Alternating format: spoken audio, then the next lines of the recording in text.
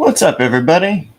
Good morning. Good morning. Good morning. All right, let's do this thing. What are we doing today? Oh my goodness, we are going to do some witchcraft. Ha! Yes. Now, you'll ask, why is witchcraft so important to learn? Why is this something that we need to consider to our generation, but to previous generations? And so, what do I mean by this? I mean that there is a nuance to how we can approach magic and sorcery. It's not just about what I am doing about these herbs and these ingredients, or really what you're doing for that matter, but it's about where the ingredients are that matter. The culture, the history, the people that are behind the application of these wisdoms to achieve this result with this manifestation so that we can do something together that we haven't otherwise done before. And so going through and nibbling on little bits of information from this culture or from this culture and this similarity from this similarity, you understand that there's a through line, a trend of how energy comes to pass in manifestation. And it's our job, especially as the world descends into chaos even further, thanks to the modern rhetoric and the bullshit that Russia's pulling. So we have to figure out ways that we can stimulate infrastructure. We have to think about ways that go beyond just the ingredients to the people, to the cultures that we can preserve through the application of this, or at least through the dialogue that'll allow those people who are interested in going further with those cultures to reach out and go deeper with those cultures. Now you get into some small problems like, well, if you're trying to do this and somebody's claiming that they're doing something and they're not actually doing it that way, that's fraud. But if they're doing it in a way that demonstrates the principles while staying true to these are the cultural origins, and you're able to go seek out references in this cultural origin, if you want to be participating of that culture more, right? It's not like we're pulling something out of one of the traditions and using it for personal gain. We are using it for an experience of expression, saying, okay, well, this culture thinks this way. How do I think in relation to it? What is it supposed to do? And what does it actually do? Right?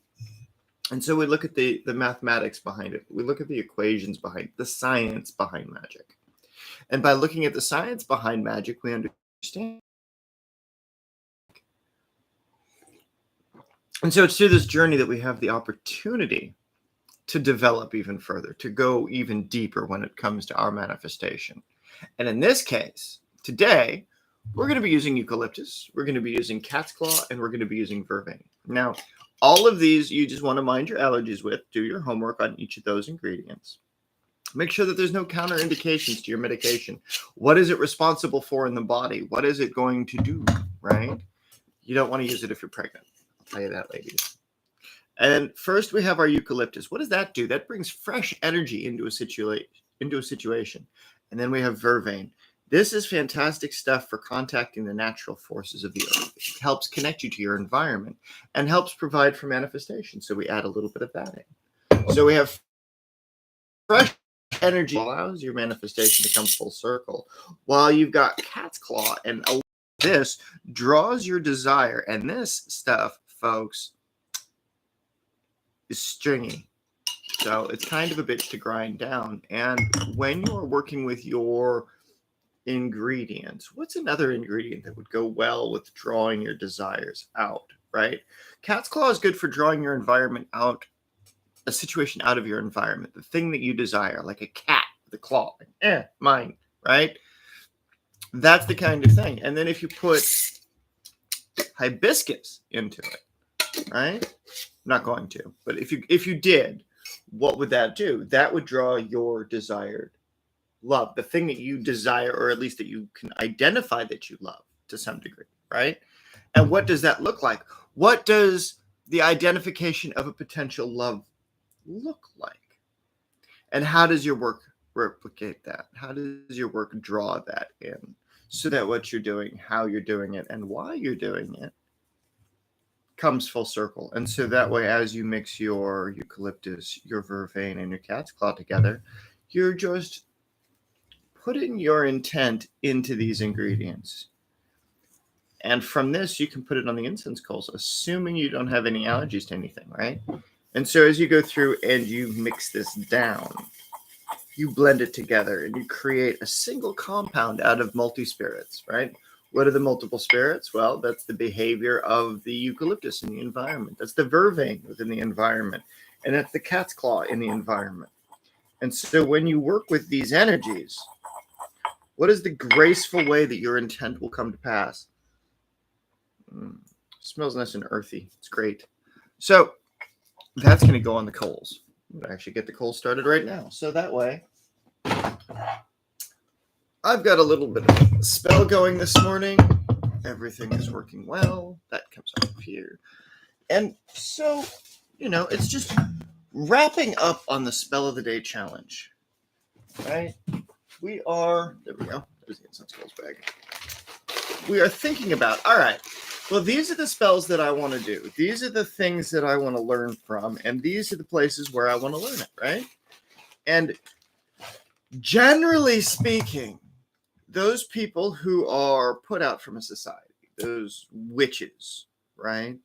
Those undesirables that society has deemed irreparable and cast them out for various reasons, right? Or has gone to war with them for various reasons. Those cultures need to be preserved. And so it's the preservation of that culture that witches deal with, that witchcraft is important. Because it's the herbal wisdom that gets transferred through the people that survive and get put out, the people that go between town to town to town to create that relationship between different towns, between different villages, between different applications of what that looks like in the long run. And so people that group together, that share housing, or that are part of a much bigger dialogue, have this relationship with nature, have this relationship with the ingredients of nature that they have to either source themselves or they have to find some alternative than modern pharmacopoeia, right? And modern pharmacy stuff. So when you're doing all of this stuff, you have to think about, all right, what is the stuff you've got to do? What is the society that is kicking you out from doing it? What's up, Mike? How you doing, buddy? And what is it that you're going to do as a result, right? Well, coming up with this idea that green wizards and witches exist out there. What do I mean by green? I mean that they're smoking weed. I mean that they are in the green. They're in right? And giving them the opportunity to work together to see how the shamanic path that's not just using medicines and plant spirit allies to go and ride the various planes of consciousness. You got banned on Facebook, so you can't talk. Oh, you got a man. I got banned. You got banned. Jesus, fuck, man. Don't do that. Don't do that. So, yeah. Well, Mike is getting, banned off of the internet, right?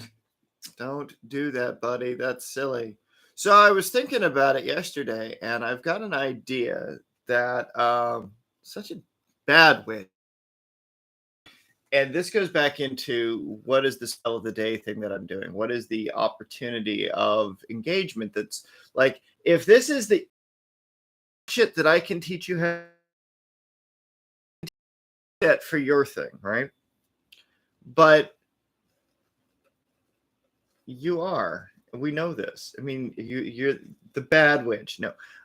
You start focusing on people in those communities. Like you start with the green witch community, right? The people that are smoking pot and they're doing witchcraft and they're talking about the value of witchcraft and such like that.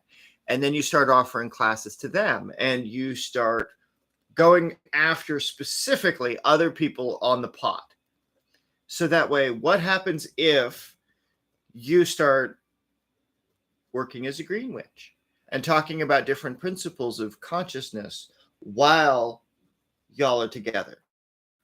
What if that was a crowd you started with? So that way you can earn some money to be able to get those lawyers taken care of, or call the dispensaries in your area to see if anybody is doing any pro bono work that they need to write off for their tax department.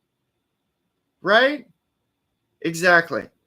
So this is what I was thinking for you is what happens if you call your dispensary? What happens if you're here in California and you're looking for lawyers that they might know or call colleges of law that they might know or have somebody who needs to get trial time in or court time in and can represent you pro bono and they need a tax write-off, right? Like it helps them get a case under their belt while they're learning, helps you by giving you discount rates, but not discount service because you want somebody who's hungry, who's right out the gate. Like, I need to do this thing. I need to prove myself that this can be done, right? You need an idealistic student out there after it, right? Call every goddamn law school around you to see what you can find. So, you know, you can do something like that. Who is them? The law schools?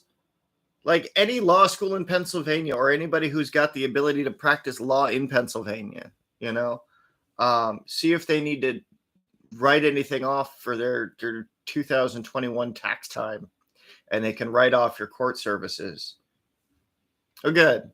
But yeah, like this is why we need like a medical marijuana witches coalition. Like if we could just like write you a check and say like, here, this will get your lawyer, this will be out of service, and you just work as a way to like contribute to causes, contribute to whatever it is that you have to in order to pay the community back for developing your or to paying your medical, your fucking shit. But do an exchange, right? Work out some way to exchange goods for services. They need to get you done, right? You need to get your ass out of trouble, right? You need to figure out a way to serve the community that you're in, builds traction, builds credibility and things like that. And you put your best work forward for it so that at least it can make the money back to the community that was invested in your program or your project or whatever it was. So that way, what you do and how you get up to it in the future, you've got a purpose behind it. You're now mission driven. You're repaying the community for services rendered, right? And so it's the carry through. It's like, how do you connect these kinds of things with your practice? How do you go through that kind of a model and start implementing it in your own way? So that way, what you're going to be able to desire will be drawn to you, right? What is it that you desire? You'll have a purpose and why you're drawing it to you, right? Draw charity support. You're drawing charity support and possible investment into a program that'll allow you to go back and serve others or to serve in tandem while you're being served, right? And so it creates a different type of dynamic in the relationship. So just ideas for you, man. I know it's really complicated like that, but that's the kind of thing I've been thinking of is like, all right, well, if we could figure out some way that you could get some attorney that you could do work for or scrub like Facebook list or get their program or what have you signed and sorted, then maybe something useful can come out. So anyway, mind your allergies with this stuff, folks. Smells like you lit a green bush on fire. It's not really the best smelling spell blend that I've been making lately, but it's got some interesting vibrations to it. So I do recommend that you try it. Mind your allergies with this stuff, folks. Again, do your research on the cat's claw ladies if you make this blend. Vervain and eucalyptus, not so bad. You want to just make sure that, again, you're not going to catch your house on fire and you're not going to be stupid with it. So stay safe, mind your allergies, and don't be evil. And think around the fuzzy edges of this problem, Mike. You got to be able to like sort this stuff out in just a unique kind of way where it requires a witch to get out of your own mess, right? So think about this. You can do this. I got faith in you, buddy. All right. Bye for now, y'all.